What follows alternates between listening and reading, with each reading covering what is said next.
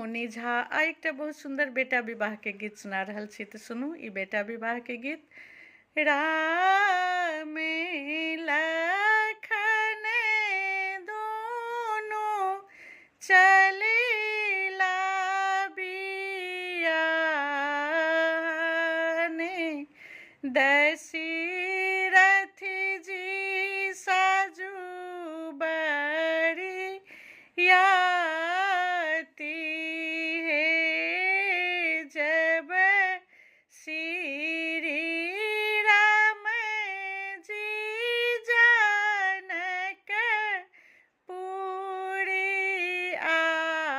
आयल,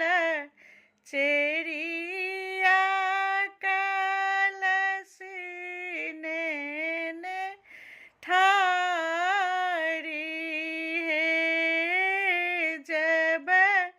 श्री राम जी जनकपुरी आयल, चेरिया कलश नेने ठारी हे, देबहु में देबहु चेरिया सोना के कंगनी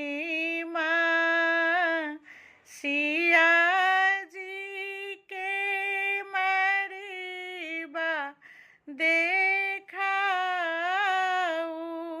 हे, जब श्री राम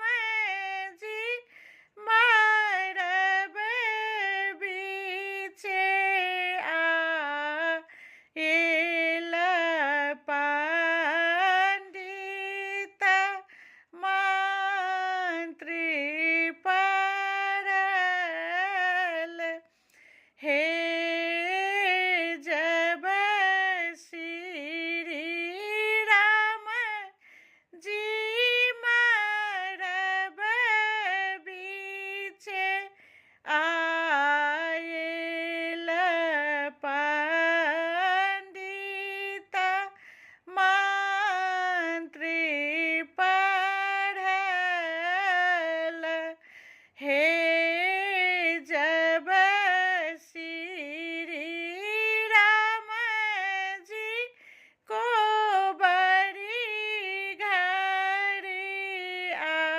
आयल, सरी